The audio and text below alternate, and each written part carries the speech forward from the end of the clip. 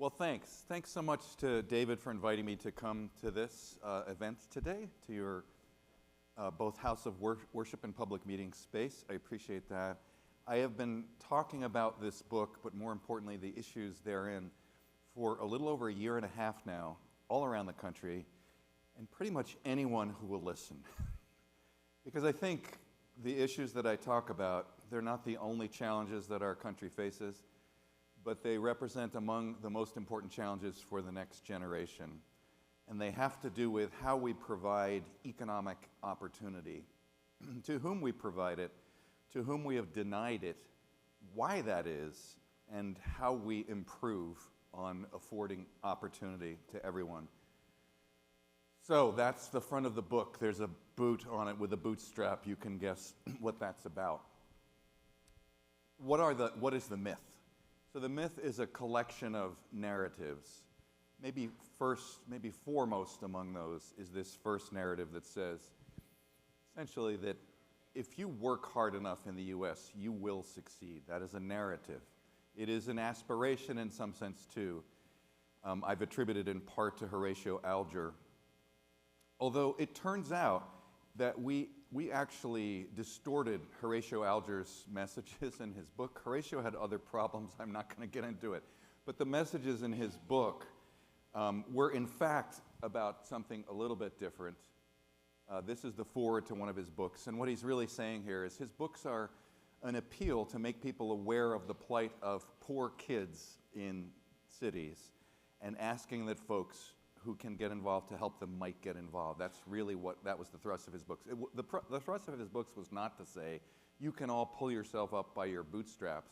It was to point out that there were folks who were suffering due to circumstances beyond their control, and please help us. Okay, this notion that you can, if you work hard enough, you're going to succeed, has two corollaries to it. One is that, of course, if you turn it a bit on its head, it means that anyone who has not succeeded must be responsible because they're lazy.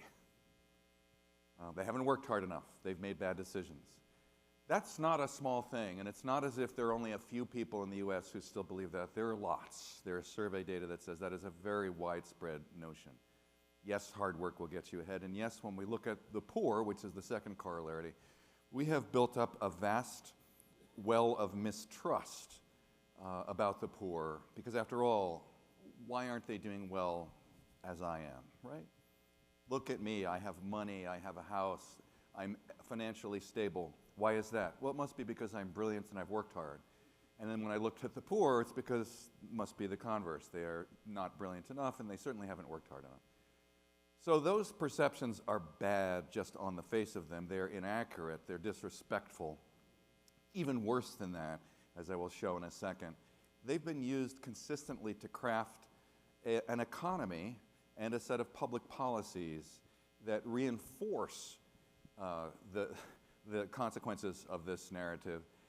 And I'll talk about that more in a second. That is unfortunate because what we've constructed is an economy that works really well for those who are already among the high net worth, among the large corporations. They're doing well. They will continue to do well because the structure that we built supports them quite nicely. For those who are not in those aforementioned groups, not so good. The second of the narratives is that we're a post-racist nation, that while racism may have been an important determinant earlier in our history, it no longer is. It no longer reverberates into economic outcomes today. I do not mean to say that we've made no progress on racial issues. I think we have. However, when we look at the outcomes in the US, it's hard to explain them without understanding the history of the racist infrastructure in the US and the ways in which it reverberates today. We can talk about that more. The third, which is important because this is not just about government policy, it's also about the way the private sector has been structured. And it is powered by the first two narratives, but also by this really important focal, motivating, driving principle, which you can attribute in part to Milton Friedman going back to 1970, but he's not the only one, that says businesses are only responsible for maximizing profits and improving shareholder value, full stop. And what Milton Friedman said is anything that they focus on in addition to that, concern for community, concern for the environment, concern for their own workers, is tantamount to socialism, right? And so for Milton, socialism, that's a really dirty word. You don't ever want to go there. The fact is that U.S. corporations, this is not true for small businesses, but for large corporations, they've pursued this maxim to an obsessive degree. They have indeed maximized profits quite nicely. In fact, they are making record-making profits as of the most recent data that we have available, record-making relative to the scale of the economy. Never been higher. That despite the fact that they send some of their workers home without living wages and benefits and so on that many of us enjoyed when we were working. I'm still working some, but it's a part of the puzzle that's important to fold in. The fourth of the narratives is just what is the appropriate role for government? And here, this is just storytelling. It is very loose storytelling, and the loose storytelling is we need to allow free markets. I put those in quote because there's no such thing, but we need to allow, the story goes, free markets to operate, and the government's main job is to stay out of the way and let them flourish. So I am not particularly a big government advocate. It's not really what I'm here to say, but what I am here to say is that governments are always, and almost always have been involved in markets, supporting some, denying support to others, subsidizing some, not so much to others. The question is not whether government is involved in markets. The question is how is it involved, and who wins and who loses as a consequence. That's important to recognize. And over the history, as I said, the ones who have won are disproportionately white folks, disproportionately high net worth individuals, and disproportionately large corporations. Okay, so those are the pieces of the myth, the narrative that, like the force, it penetrates us, it surrounds us, it binds us together. It's in our drinking water, essentially. All you have to do is turn on the television and listen to either advertisements or talk show topics where every second Tuesday someone will be saying, I've invited these 3 billionaires onto our show to show you that if you work hard, you too can be a billionaire. That's the great American ideal. And it's like, so one, it would be lovely if it worked that way, but two, it doesn't. And three, telling people that they just have to work hard ignores the fact that for basically every person of lower to lower moderate income that I have met, they're already working really hard. The problem is they're not succeeding, and there are reasons for that. Okay, so how is the myth used? More benignly, it's used by everyday folks like us in the room. I don't mean to say that some of you are just everyday folks. Some of you are extraordinary, but you know what I mean. It's folks like us who can use those narratives to explain away why it is that 12% of our residents live below the poverty line, and a much larger fraction well above the poverty line, but still struggle to pay for basic needs. I'll show you one number on that in a moment. So it's used by ordinary people to say, well, they're just not working hard enough. And by the way, this is how capitalism has to work. It's going to have winners and losers, and those are just the losers. It's a tough world out there. That's a fiction. It is not the way capitalism has to work. It's the way we've designed it to work. The other way that, as I suggested at the beginning, that is much more important and far more pernicious is that those narratives have been used to perpetuate a system that delivers exactly these outcomes because they're great for the folks who are among the most successful. I don't have time to go into all the examples, but if you would like to read the book, you will see that there's lots of data and lots of history that documents how the narratives have been used historically to make choices over and over again to give opportunity to a few and deny it to a lot. So that is an important mechanism. And that's not a narrative, that's a fact. You can, in first primary source records, you can see the discussion about how to structure our safety net and see how it was guided by the narrative that, well, the poor, they're going to misuse whatever we give them, so we have to be very meager about that. We do not trust the poor. There's interesting and really important research that shows that when you give unrestricted money to poor folks, by and large, what they do with it is they buy food and diapers and other necessities. Why? because they won't survive if they don't do that. And they're not dumb, and they're very good at budgeting whatever meager resources they have. That's what the data and the history and the personal contact with folks who are poor says about them. That's not what the narrative says, and that's not what our structure says as a consequence. So here's the number I wanted to show you. I assume that many of you know that what the poverty rate is. Do you know what the concept is for starters, right? So you define some level of income for a particular family structure, number of adults and kids, and if their income and resources fall below that, they're deemed to be in poverty. If it's above that, they're not in poverty. Right? So the problem with that number is that for a family of 4 across the United States, there is no regional variation. Across the United States, the level that is deemed to be poverty level for a family with 2 adults and 2 children is around $31,000. Okay, so can you survive in anywhere around here for $31,000? No. Where do you think in the world, in the country, where do you think in the country you can survive for a family with 2 adults and 2 kids on $31,000? Where would you guess? You have to speak. Nowhere. The South is what people often guess, because it is cheaper to live there than it is to live here in many locations. But in fact, what I did was put together data for hundreds of thousands of families. What I have access to is the income that they report, plus all of the government assistance that they get by way of income or earned income tax credit, housing assistance, fuel assistance, child care assistance. Add all that together, that's their total resources. And then compare that to the cost of living in their county, which it varies around the country. And so for basic necessities. You don't get to go on vacations, you don't get to save.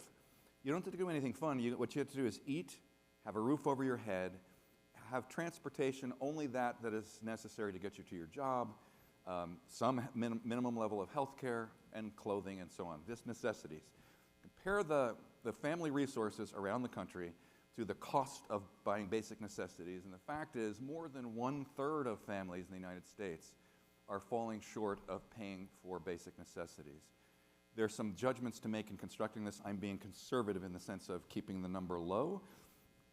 You could develop an estimate easily where the number gets up to as high as 40%.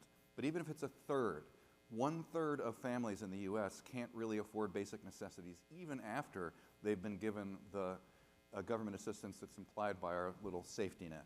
So to me, that is Houston, we have a problem moment. This is an economy that is not working well. Sadly, it is the case that if you look at families in which the so-called head of household is black or Hispanic, then the number is closer to 50%. 50%, right? If you look at single parent families of color, it's higher than that. So this is a problem, and that's just one number that tells you what this myth has created in our economy. It's created in vastly unequal sets of outcomes. And if you read the history, my reading is that's about lack of opportunity to succeed in a bunch of ways. The book is full of other statistics to document the disparities across race, ethnicity, class, gender, all of the, gender actually, it turns out, is still an issue in the US. I don't know if you knew that. So that's what it has, I know, it's a shocking surprise. This is just a quote from one of the people I interviewed in my book who actually is now going to appear in the documentary we're filming about these issues. In progress, we still need more money. I'm not asking you for money, I'm just telling you that it's in progress. The reason I put this quote up is because this is fairly typical of what folks who have little income do. So this is a woman who makes, this was 3 years ago when I interviewed her. She's a single mother. She had $10,000 of income, but of course, yes, she got support for fuel and rent and health care. But she's basically just telling you that I spend my life trying to juggle my expenses, deciding which bills I'm going to pay month to month because I can't pay for all of them. And then, of course, that means she's going into debt as a consequence. And that's very typical. She is a smart woman, actually. She's very good at budgeting these things, but she has limited income. The other thing that's fascinating to me about this lady is that despite being in extremely low income circumstances, she volunteers for 2 community organizations with her, her spare time. She works for the diaper bank, and she works to get voter registration to get folks out to vote, because that's important. which again is to say that that belies this story about the lazy poor folks. She's working her tail off, and she's volunteering to give back to the community because she thinks that's important. It's important that we get to know folks who are not in the same race, ethnicity, class, economic class, income strata as us, because when we don't know them, and because our economy is fairly segregated across those lines, we can make up stories about them, and often when we do that, they're not the most flattering depictions of the folks in circumstances different from ours. Okay. I don't have time to go through all this because we want to leave plenty of time for questions. All I want to say about this slide is there are two big boxes. How did we create this? Through a combination of both public policy, and there's some examples there that go back to slavery, of course, and before, and private sector actions, which are on the right-hand side. So the top bullet in the green thing, right? The green box here, the erosion of conditions for low-wage workers. Huge profits, and yet we continue to see erosion for conditions in terms of wages, benefits, work, flexibility of work schedules, all sorts of things. Jobs have been outsourced. In some cases, we just can't stop that, but we haven't done much to alleviate the suffering of those who've lost jobs due to outsourcing. The dismantling of unions is not a small thing. That started in 1980. It started in the Reagan era, sort of, importantly during the Reagan era, but it's continued since then. The important point there is that absent a strong voice from the labor part of the economy, this is what happens. The capital ownership side has a strong voice, both financial and political. That's okay for them to have a voice, but absent a countervailing voice from the labor side, there's going to continue to be an erosion of working conditions. I will say on the bottom left in the purple box, the response to the financial crisis, I was involved in that. I worked at the Federal Reserve for 37 years, and I was in charge of research in Boston during the financial crisis. The way that we, the whole government, the Fed, even more so the administration and Congress, the way we responded to the financial crisis revealed to me quite clearly where our priorities as a nation lay. And that's to say that we quickly and forcefully put trillions of dollars into the financial system and rescued it, right? There were a couple of large financial failures. They should have failed. They were insolvent.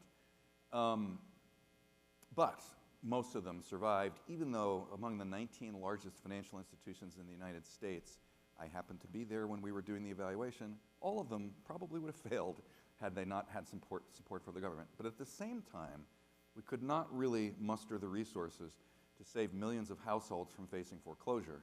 Now, there's a narrative about that too, which goes, yeah, but they were all, they all bought houses they never should have bought, and what were they doing? And there were some of those. Distinct minority of the foreclosures were because of, inappropriate borrowing where there's dual responsibility both by the borrower and by the lender. But the majority of foreclosures in the crisis were on prime mortgages, right? First-rate mortgages, if you will.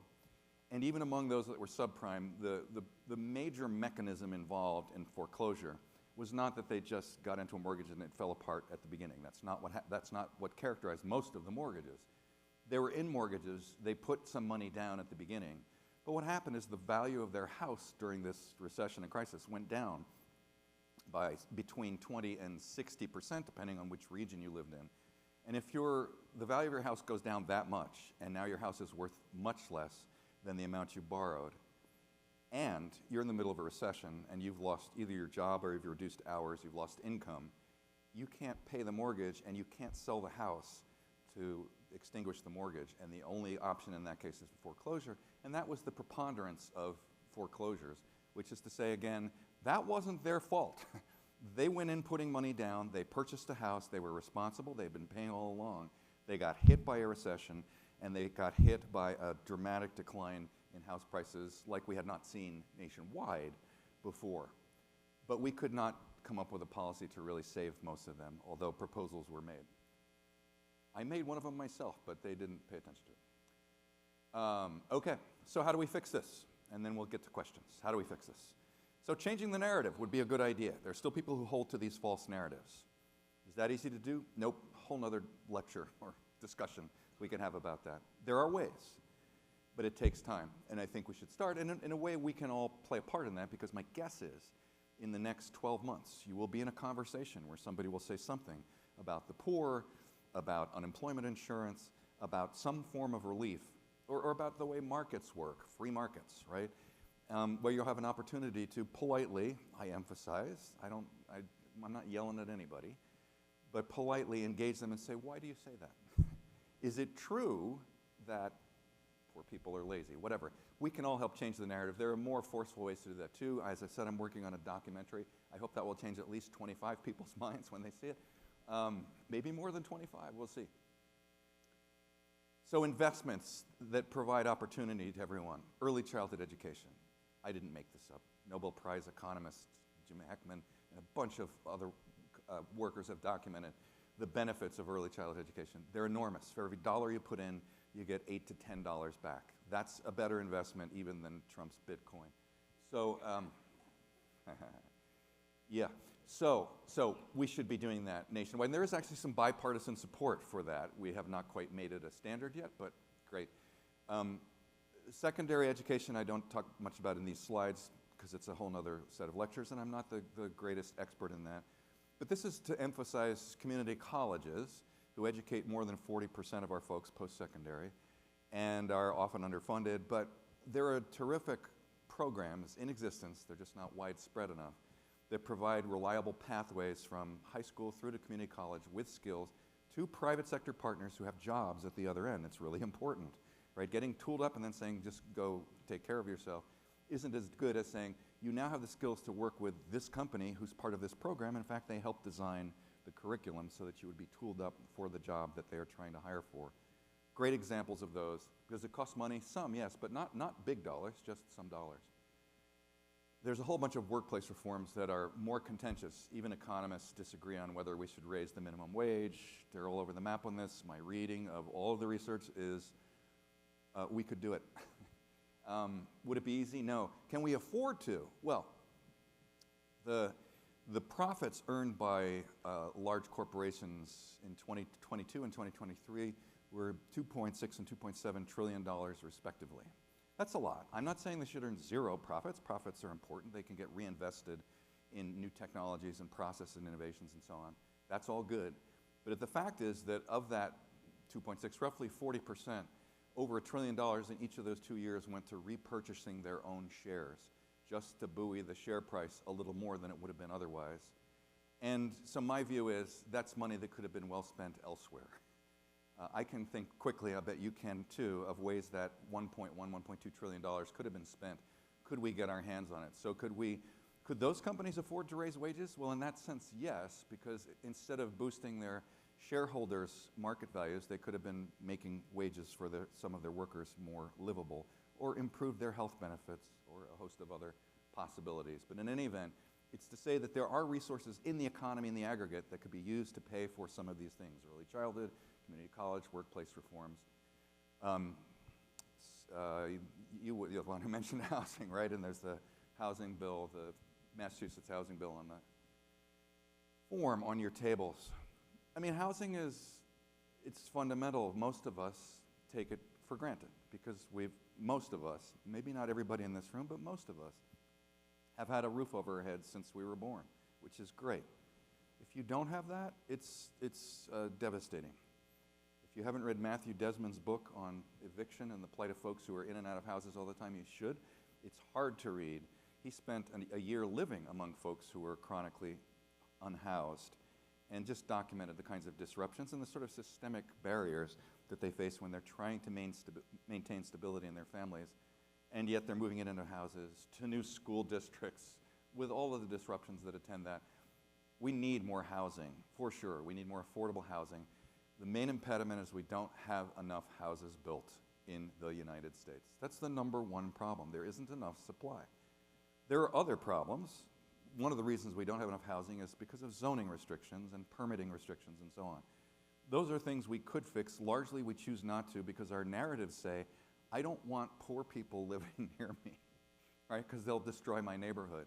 Whereas in fact, in a good public housing or a good subsidized housing or just a good low-income housing setup, folks who live in those neighborhoods benefit in all kinds of ways. So this is a humanitarian plea. I believe, and I have seen it happen, every time we as a people come in contact with and open ourselves up to folks who are different from us, we are enriched in a variety of ways. Sometimes it's as simple as new food. You might not have known about Ethiopian food until some Ethiopian folks moved into the neighborhood, but it's of course much more than that. And also it would break down some of these narratives. We would understand what it means to live with meager resources. We would get to know people. And the first one on the list about changing narratives, the best way that we have changed narratives in the US historically is through relationships with people who were part of a group that we thought was different from us. LGBT folks is one important example. Most of us now know that we have friends, neighbors, relatives, co-workers, etc., family members who are members of the LGBT community. And once we learn that, it's very difficult for us to hold in our heads two conflicting ideas that, one, these are folks we love, and two, we're going to make them other. We're not going to allow them the same rights. We think there's something wrong. It's hard to hold those. And so as a consequence, those relationships tend to break narratives. Okay, so and housing is an opportunity for that. Enriching, diversifying neighborhoods provides that opportunity more. There are other ways to do it. The most contentious are wealth equalization programs. Most of you have seen by now that the disparities in wealth, just absolutely by the highest wealth to the lowest wealth owners, they're enormous. A tiny fraction of the wealth is owned by the bottom half of the distribution. A huge fraction is held by the top 1-5%, whichever number you want to pick. Also, across race and ethnicities, the gap is even larger. So a factor of 6 to 8 times at least for the median household net worth for white families versus black families or Hispanic families. The history shows that we created that. We denied opportunity starting back with slavery, which still has repercussions today, through Jim Crow, through the New Deal, which was slanted explicitly in ways that excluded populations. It didn't benefit every white family, but disproportionately it benefited white families and not. So wealth equalization programs, and to be very explicit, I mean, so down payment assistance, that's a transfer of wealth to a household who doesn't have the means to purchase a home. Baby bonds, we can talk more about those later. And then the toughest one is reparations, which is what I advocate is we need to start a serious national conversation, sort of a truth and reconciliation conversation to say, look, this is what we did. There are precedents for that some of you in this room are, I would imagine, well aware of in the wake of the Holocaust. And there are also precedent for that in the United States in reparations that were paid to Japanese families in the wake of World War II. We did some stupid stuff then, but having a reconciliation, having an understanding about what we did and what our responsibility is for addressing that, not easy, but in some audiences, people say, I get real discomfort when we talk about reparations, and it's like, okay. So one, discomfort is a good place to start a conversation, and two, I do want to weigh your discomfort against the oppression, the murder, the ownership of people that occurred in this country that caused more than discomfort, right? So let's weigh those two appropriately and think about what our responsibility is. Okay, so this is a quote from Martin Luther King. This is my last slide, and it just points out that in 1968, before he was killed, he had a pretty clear view of how our economy worked and how it was structured, how it was designed to subsidize, in this case, these are what he calls white peasant, European peasant farmers, who got all kinds of subsidies. Meanwhile, these are the same people telling the black man that he should pull himself up by his bootstraps, right? Very unequal opportunity provided. He was completely aware that it was a structural phenomenon, that our economy had denied opportunity to some and provided it to others. And so when people say, how could you, in the case of reparations, or whatever your favorite policy is, if people say, how could you explicitly give government money to one subset of the population, and the answer is, we already did that. We did it over and over again in the 19th and the 20th centuries. What I'd like to see us do is do it more equally to provide opportunity. Will hard work then be required to succeed as well? Absolutely. I told my kids that practically every day that they were living with us. Of course it's required, but it is not sufficient. Everybody, almost everyone who succeeds, has gotten support of one kind or another from community, from their family, from their initial conditions. family wealth, family connections from the government in many cases, whether they recognize it or not. And that's what Martin Luther King did. So the last line in the book is, we broke this, because we did, but it's a choice. We can fix it. Is this the most auspicious political climate in which to do so? Perhaps not. However, we can start right here, right? And with other groups I've spoken to, we need to lay the groundwork, I think, to make changes that in the end are country changing, maybe world changing, and they're certainly country changing, importantly because they're not zero-sum changes. This is not all about taking from one group and giving it to another.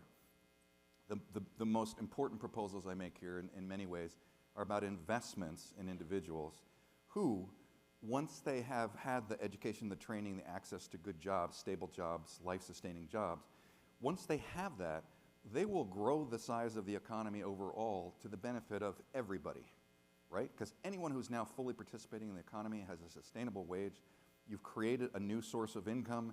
That income goes out to purchase goods and services from other businesses. They benefit, everybody benefits.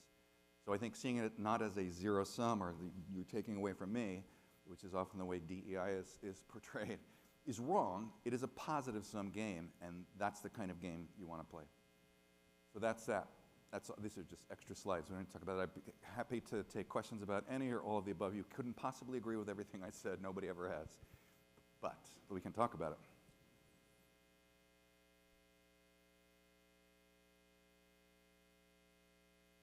I can hear you, but it's not on, or it's not broadcasting. It may be an auto filter thing. I don't know. There we go. That working? Yeah. Oh, yes. Thank you for this, Jeff. I presume you're trained as an economist, but you're obviously talking beyond economics about social myths and political myths and beliefs. So I have a question, again, that's outside your specialty of economics, and it's a tough one that I've been wrestling with. It seems to me that the current administration and the Republicans are handing people who we might think of as allies, and certainly the Democratic Party, the perfect opportunity with the recession that it looks like they're going to generate. And so I think that's maybe the only way that will convince independents to vote against this administration and these Republicans is because they get hurt economically. Mm-hmm. But I'm pretty nervous that when that happened after the recession of 2008 and 2009, we had a huge conservative reaction by 2010. It worked during the recession of COVID for Biden, and then a huge reaction against. And so my question really is, and it's as much advice to the Democratic Party as anything else, how can we take advantage of the coming recession, if it comes, to turn some of these myths and prescriptions around so that we're really growing the economy for people in need as opposed to just for the captains of industry? I mean, first, I hope we don't have to go through a recession to make changes, but it's entirely possible because of the uncertainty and the other disruptions, as you suggested. We may be heading into a recession. We may avoid it still, but it could happen. I'd love to avoid it, honestly, because when recessions happen, the people who suffer most first and longest are the folks who are lowest income and most vulnerable. And so we're just going to set them back further, and I'd rather not do that. With regard to what we would advise, let's say, the Democratic Party, I'd advise the Republican Party, too. I just don't think they're listening in the same way, to be frank. Well, I mean, not the current one. There were Republicans before who would have listened to some of this and done something about it. But on the extreme right, I don't think they're listening. And that's related to one of the challenges, which is that my guess is if we do have a recession, coming out of some news channels, there will be a rationalization for it that blames it on the previous administration, that blames it on Europe, that blames it on somebody, not us, and not the current administration. And the folks who listen to that will believe it. And why is that? Okay, so here's one thing the Democratic Party needs to stop doing. We should not run around saying, those folks who voted for Trump are idiots. They should know X, Y, and Z. So the fact is, we don't know X, Y, and Z. We have our own news sources. I tend to believe they are more based in fact, and I know what the data look like, so I can check it. But we don't check every one of our news sources either. I don't think we're wrong about our assessment of how the world works, but just to be fair, ordinary folks living in a complicated country and economy cannot possibly disentangle for themselves what is the source of their misery. They cannot. It's too hard to do. So what do? They rely on trusted sources.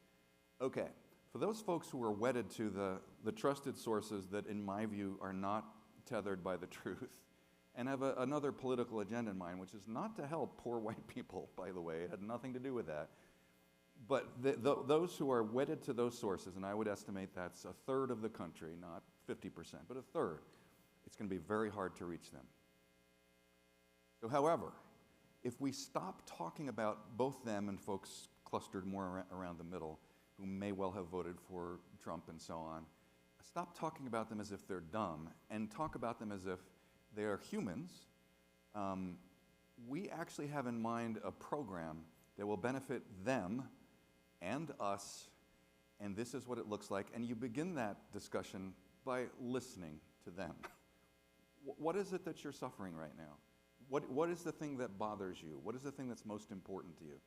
I don't think the Democratic Party has a good listening network in those communities that's credible, for one, and two, that delivers a positive message that's not, making fun of them in the process. Like, you idiots, you're voting against your self-interest. How many times have I heard that? Is that true factually? Perhaps. But that's not why they're doing it. If they knew what they always vote in their self-interest. They just have been fed a bunch of stuff by news channels. I think the Democratic Party needs to go on a mission to humbleize themselves, to not humiliate themselves, but become more humble, to learn to listen to those factions, some of whom voted for Republicans, but some of whom did so because they are genuinely not doing well in our economy for many of the reasons I put on these slides. And that the Democratic Party's mission is for the whole country to design a set of policies and approaches that really are genuinely going to help them some, as well as folks who voted for Kamala Harris. But I mean, they're really there to help them, because we're not here to support our base, our Democratic base. We're here to support the whole country, and there are bunches of folks, both Republicans and Democrats, who are not doing very well.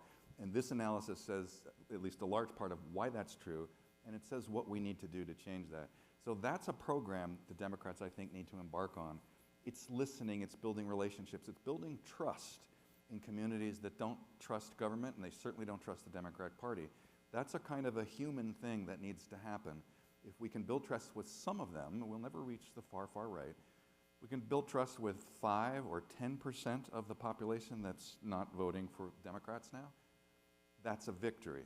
And it's important to remember that that victory is not just about Democrats winning the election. It's about some party taking the reins and doing something to rebuild parts of the economy that have been left to fester for decades because of these narratives, because of the way we think about the world, and because of our priorities, and because of our willingness to dismiss populations who are suffering because they voted for the wrong candidates. Look, I'm a Democrat, okay? I will say that. It's true. I vote Democratic. But I think that's important. I think that is that doesn't answer all the questions, but it answers some of it. It's an approach at the high level of how to think about how to win back folks who would actually benefit from a progressive, if you will, agenda. And again, even progressive is not the right word to use, because that is tainted at the moment. It's like socialist. Folks don't want to hear that. There is a way to talk about it, and I talked about making a film. The film that I'm making with the people who know how to make films is apolitical. It's not about bashing the conservatives. It's not about lauding the Democrats, because neither one of them did perfectly. It's about human potential, the loss of human potential, which is enormous, the loss of economic potential, which goes with it, also enormous, and the possibility that we could do things differently to the benefit of, I don't care if you're a Republican or Democrat, if you're not doing well, we have a job to give you the opportunity to succeed if you're willing to work hard with us. If you're a wealthy corporation, if you're a high net worth individual, I don't think you need more support from the government right now. That's my audacious claim. Well, I mean, we can laugh about it, but there are actually people right. There's large corporations who want taxes to be cut further because they're not doing well enough. And it's like, show me, again, how you're not doing well enough.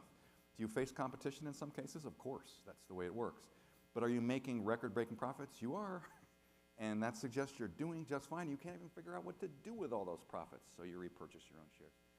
So that I think is a message that spans parties, because there is some dislike of large corporations and billionaires on both sides of the aisle now. It's not universal, of course.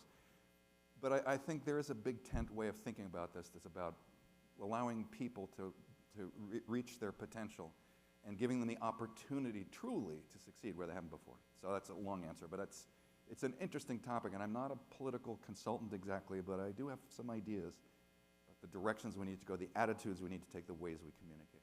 Yes? Sorry, I won't come back.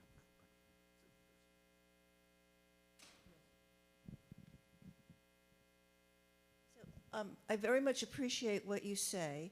I've just read 2 books, within the last 2 years. One I'm still reading. And when you are preparing your film, make it personal.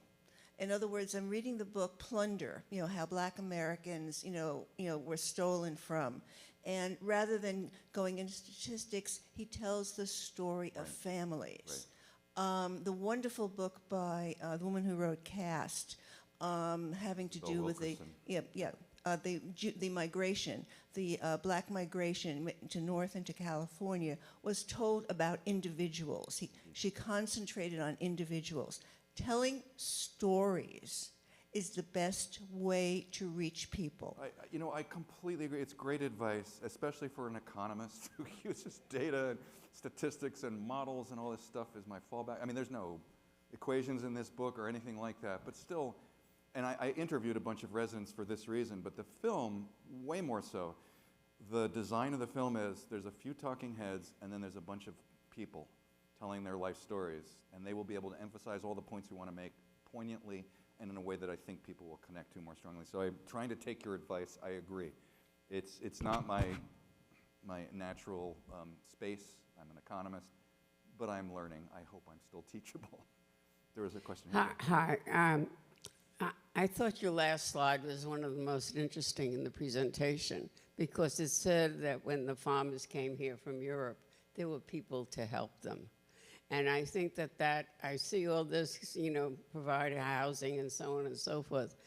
I taught in Hell's Kitchen in New York City, and you really get to know what poor people are like in Hell's Kitchen. And housing is just one piece of it. Right.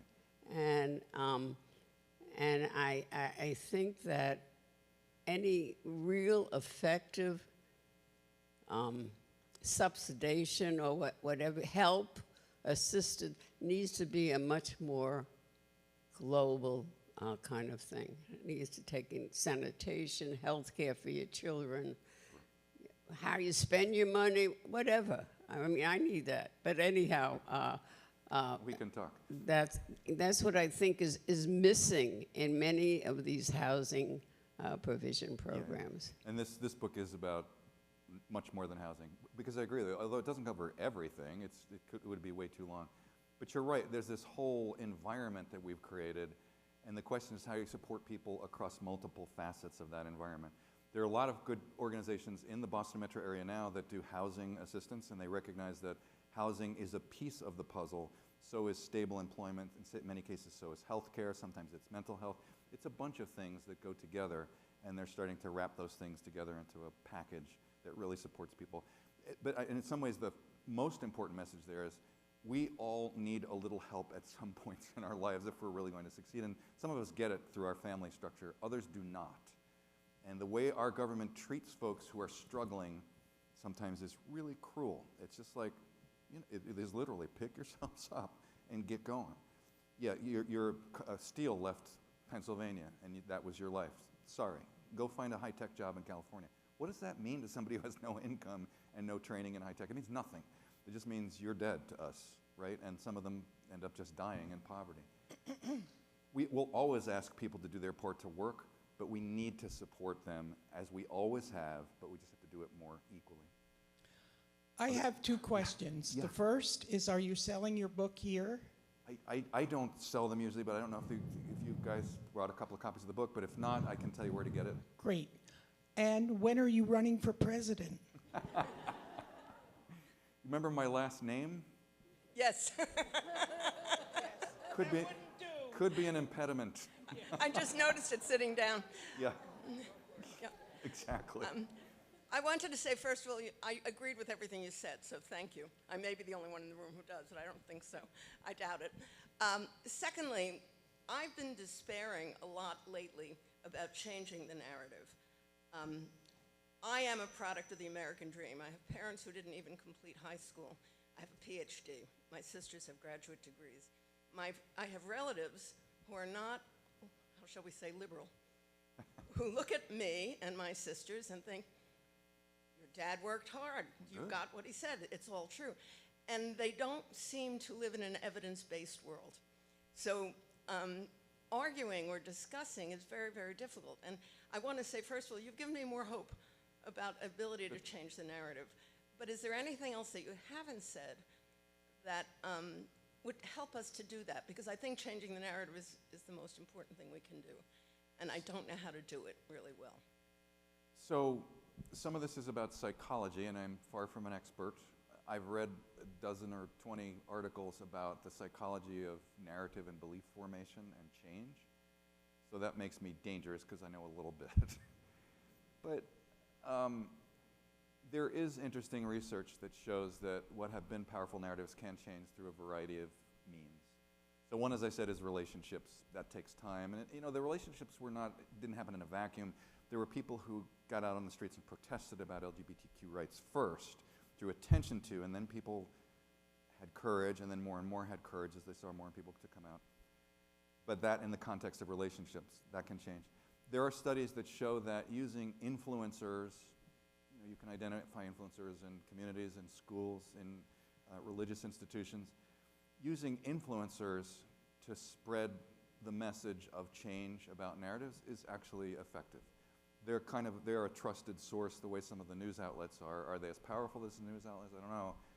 But using influencers to make changes is important. And the other one I would point to is that there are rare individuals in our country who have a gift of conveying in an optimistic and inclusive way these kinds of notions that we're in this together, that we made a mistake back then, but we can do better. And they become a trusted individual that some folks will listen to. I have a few of those in mind, but you may have some as well. Just to say that I think influential leaders also have a responsibility and can play a role in changing the narrative by always calling out. So I think Democrats, again, my party, but I mean, they are beholden a little too much to the corporate sector today. And they need to spend a bit more time calling them out and saying, look, you guys have more than a good deal.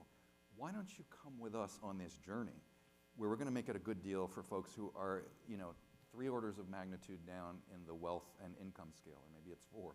But in any event, way down the scale, would you like to be a part of that? Or do you want to keep going for amassing insane amounts of wealth for you and your executives? Just call them out on these things, I think. So I think leaders can do that. Those are some examples, some research-based about ways to change the narrative. It does take time, typically. But even narratives about this prior to October 7th, but prior to October, in the Middle East, there were Arabs and Israelis who might not have been natural friends, who through an orchestra or a soccer competition or whatever, they tried to put folks together just so they got to know each other and realized that they had many common goals. And that changed the narratives when they asked them afterwards, well, what do you think about the Arab, about the Palestinian, or whoever it was? What do you think about them now? It was different, because now they knew them. So there are ways to do that, but it's a process, and it's also partly outside of my expertise. Other question? Yeah. I can get it over there. Here. You were before. Yeah, go ahead then, sir, and then we'll give it to Larry. Is this on? Yes. So this may be sort of out of the realm, but I'm curious what you think about, you're an economist and you're writing about the economics involved in politics, but what do you think about the sort of psychosocial, I'm thinking of 2 books, Strangers in Their Own Land and Stolen Pride, Arlie Hochschild's books, and the sort of views that some of the divisions really aren't about economics, but are really about something more psychological and social. And in terms of thinking about the right wing, it doesn't seem that the economics of the right wing are what are driving a huge percentage of people to be voting for Trump, for instance. It's against their economic interest, even though it's in favor of some identity or culture or psychological drive they have. And I know you're an economist, but where would you put that?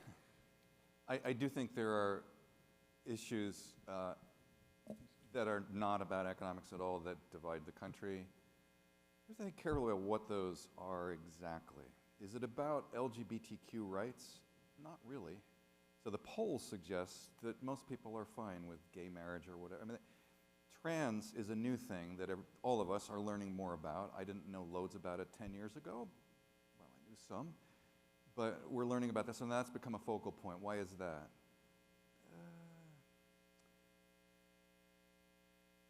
It's hard to imagine that most of the folks who vote for Trump feel threatened by trans folks who are transitioning, right? But the question is, why are they invested in that at all? And it's because it sounds like it's a threat to their way of thinking about the way families and people work. I don't know. I'm just saying I don't know that all of those issues actually are driving the divisions. There are definitely folks who may or may not be hurt economically, but they don't trust government, full stop. And they think Trump, they voted for him not because they loved him or thought he was a great guy. Some of them think he's an idiot. But they thought he was going to disrupt the government and get rid of a lot of it, which he's trying to do now. So there's a government distrust that lies there. But go ahead, did you want to try another?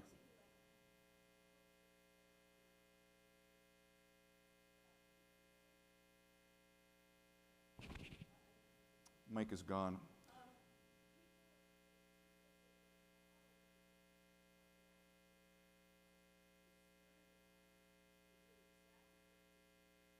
So, right.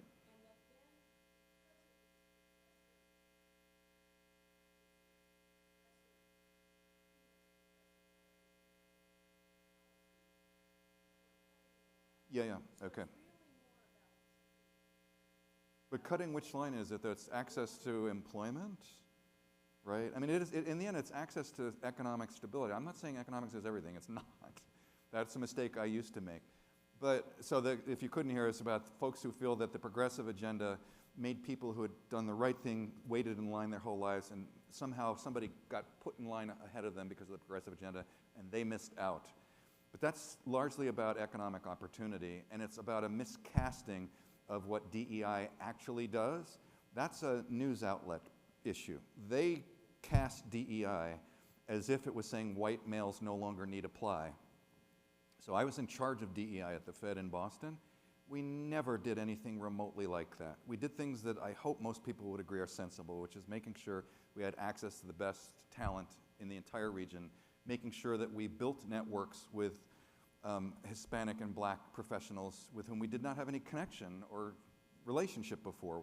Why would we do that? It is the right thing to do, and it means we get access to talent we didn't have access to before. And we may actually help encourage the pipeline by doing that, and then we did some explicit things about unclogging pipelines where there's a... That's all good DEI, but the characterization by the news outlets is exactly this. You're being pushed out. That is a way of dismissing their economic misfortune and refocusing them on making others responsible for your misfortune. It's black and brown people who have taken your jobs. But the real problem is they're not getting jobs because they didn't get education. They weren't supported when their industry went abroad because the US does not do a great job of that. And that's where the pain is. They've just, they've been offered this placebo of it's DEI that killed you. That's the pill. That's the one you should be taking, right? So again, I'm saying I don't think that the cultural things lie at the root of our problems. There are people who disagree about. I think actually the Democratic Party was too quick to coalesce around a knee-jerk response to trans athletes and whatever. I mean, those are a little more complicated probably than we made them out to be. But I don't think that's what the country's fighting about. They're fighting about what you said, which is I don't have the opportunity And the reason is because the liberal agenda has pushed me out of the way.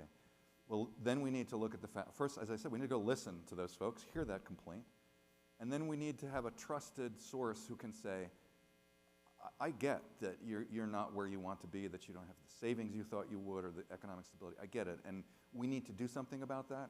And then if they can listen, it's not that black and brown people took your jobs. It's not that immigrants took your jobs, right? Not you, I'm not preaching to you, you know that. But I mean, we need to talk to those folks and try to persuade them that that's not the problem. What we need is to make sure you have education and job training and relocation assistance, whatever is necessary, so that you can become economically successful. And that's what our party is going to be about. So that's what I just don't think that those cultural things are not really what's dividing us. There's some exceptions there, but that's not really the first and foremost. Those are masquerading and being used by other folks to make you look away from the true source of your economic woes. That's my sense of it. But that's a little too simplified, but that's first order maybe about right. Jeff, thank you so much. We're right up done. into Oh, yeah, class we've run out time of here. time. Yeah. Thank you. Thanks for the questions. And I'll be starting my campaign in the fall. Yes. Oh, I do. Gabriel?